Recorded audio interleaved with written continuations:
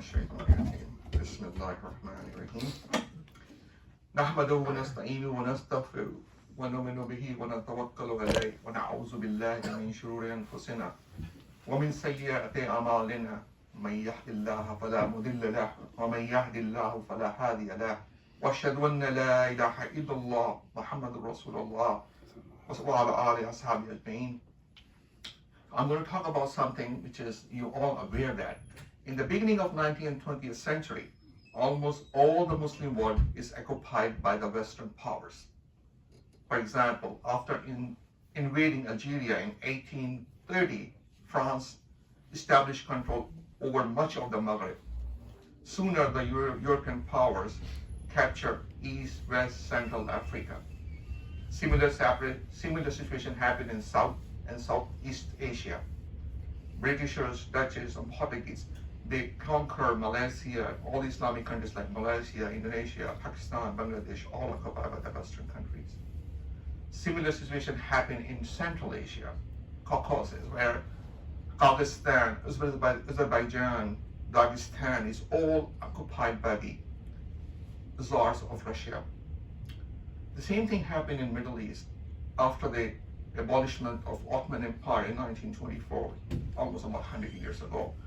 The Middle East divided into new countries by the Britishers and French, like we have Iraq, Syria, Lebanon, and others.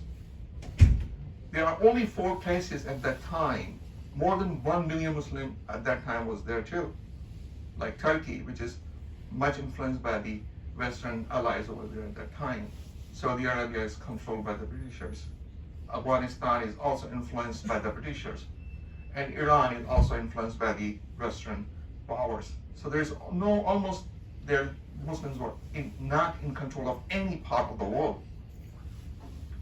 But Allah subhanahu wa ta'ala, World War I and II happened, and many Muslims got a freedom. About 57 of them have been artificially formed.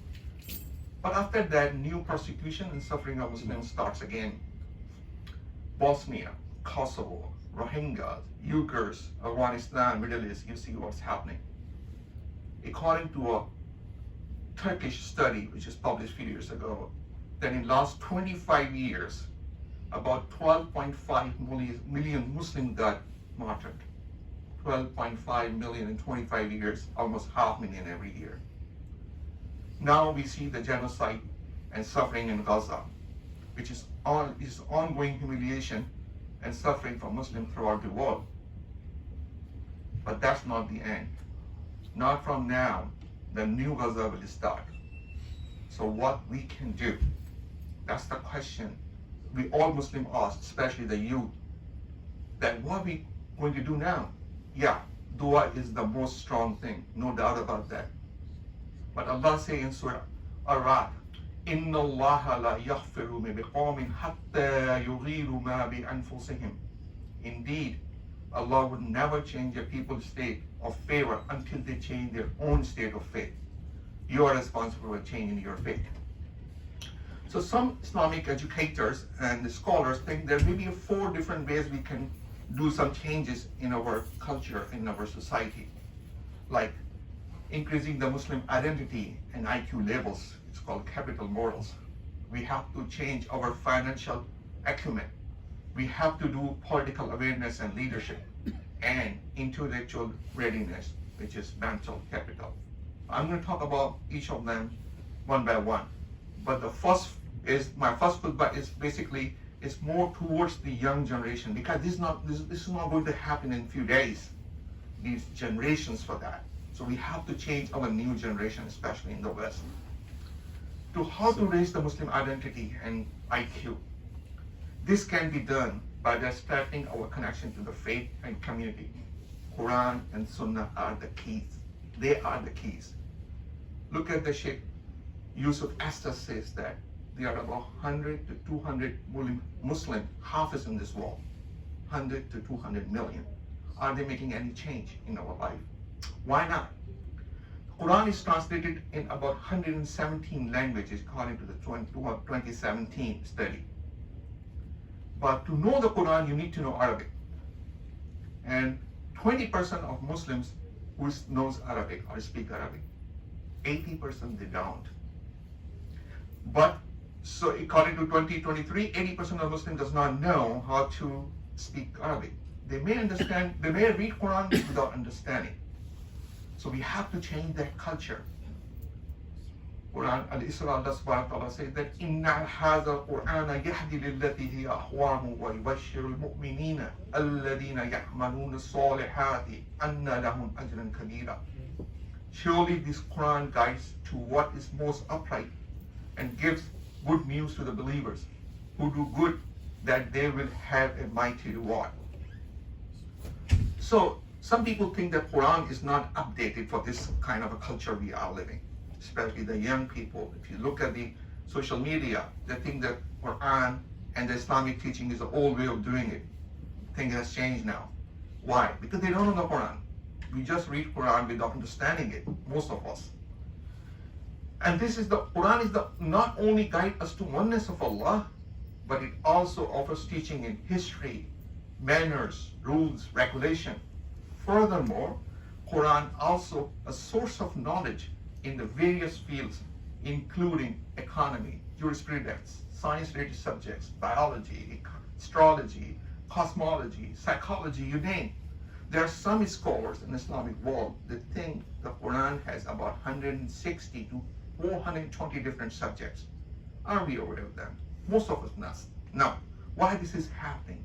Because we don't understand the Quran. Islam teaching always encourage Muslims to pursue knowledge, ilm, and explore nature as a way to recognize Allah's creation. Finding and discovering scientific evidence is a kind of Allah's worship if you have the intention of it. Understanding creation is a means of understanding the Creator. You don't need Islam. Islam does not need you. You need Islam. Allah is good from all good is from Allah, and all good is for Allah. To understand Quran, one should know the seerah of the Prophet Muhammad sallallahu alaihi wasallam too. Without the knowing the Prophet sallallahu alaihi wasallam seerah, it's difficult to understand Quran. So seerah teaches how to think, how to behave, and why we have behaved like that. You need to know seerah to know the Quran. Learn Arabic and seerah. And this should be started from the generation we have now. Your children needs to learn how to read Quran, how to read Arabic, how to understand Arabic. We build masajid now. The next step should be build institutions. So there are so many ways of starting children to know Arabic. People think about that, how many languages our kids will learn. I'm Pakistani, he's Pakistani, he knows his own native language, one, he knows his Urdu, which is a national language, he knows English, learning of English is a teaching method. So 3 languages you already know, and the fourth one is Quran you can read. So why not our kids learn here after English and the native language and Quran? So we can learn that, and you know that the multiple languages you know, your IQ is very high. So there are other suggestions I'm going to talk about in the second khutbah. I say this, my word, and I seek forgive from Allah, for myself, and for you as well.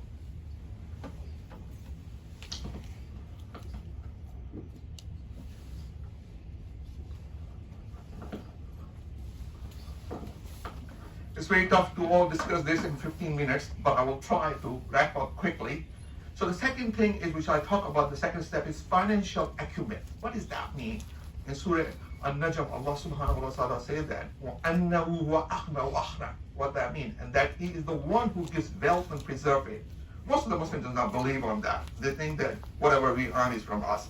So this verse explicitly states that Allah is the one who enriches people and holds the power to preserve or increase the wealth.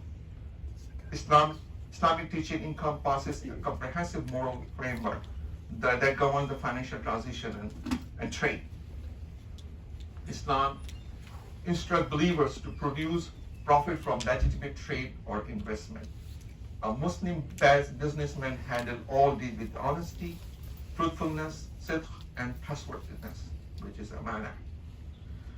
The prohibition of riba, interest, is very crucial. If we believe that Allah is giving us all wealth, then we should understand that the riba is a war against the Allah. We all know that.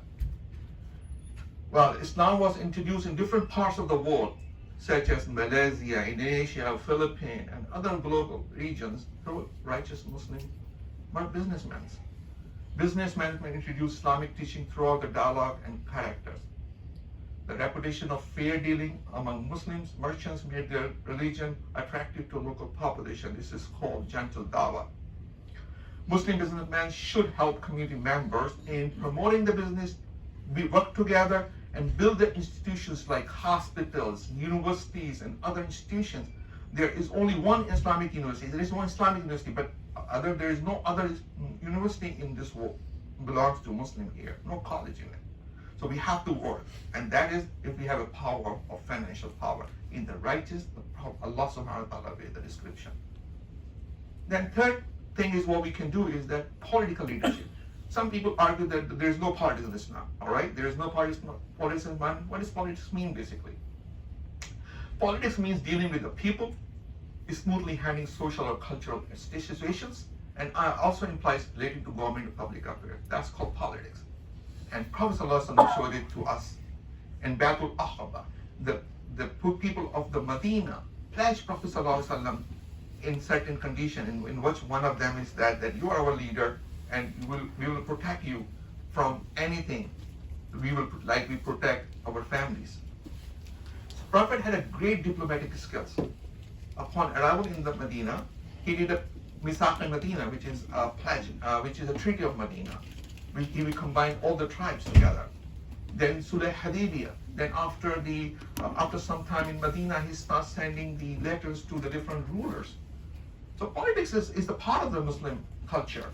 So Muslims should be involved in the politics. How are you going to involve in the politics?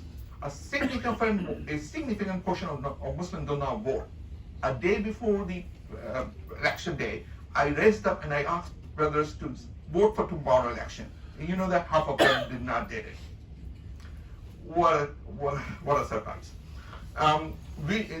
So we should be involved in the activities like a school board, town board, legislators and others. If you cannot find yourself capable of doing it, at least promote it. At least go and sit over there in public meetings. Kathy Hochul went to Dominican Republic and she released thousands of dollars for them because the Dominican is the largest community, one of the dominant community is in New York. That's why she went over there. So we think vote has no power. Although we have reservation about the politics, but that's not the Islam. The fourth thing is that critical thinking. Quran and Sirah promotes critical thinking and problem solving skills alongside moral capital. Surah Alaq start with that verse. Iqra means read, reciting the name of Allah. This verse emphasizes the importance of seeking knowledge from the beginning. The pursuit of knowledge is not limited to a specific age. One of the Muslim scholars, I'm forgetting the name, when he was dying, he was in very old age, and the people comes to him and say that, Sheikh, it's time for you to lay down. He said, no, I have to give the knowledge which Allah gave it to me to you all. Uwalisina. That's what he said. So college is not for only one specific age. We all can do that. You have to find what you can do.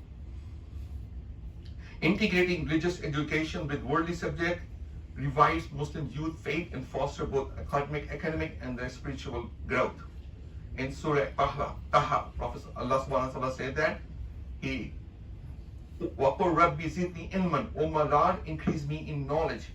This is for everyone, not for young and old.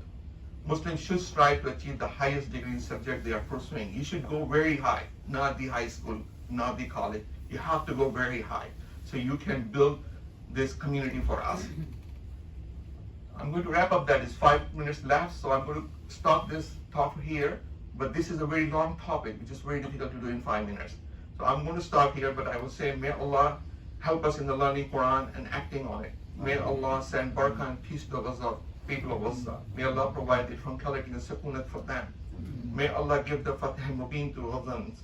May Allah protect Muslims all over the world. ربنا آمنا فاغفر لنا وارحمنا وأنت خير الراحمين. ربنا ظلمنا أنفسنا وإن لم تغفر لنا وترحمنا لنكونن من الخاسرين. سبحان ربك رب العزة عما يصفون وسلام على المرسلين والحمد لله رب العالمين. Allahu Akbar, Allahu Akbar, Allahu Akbar, Allah.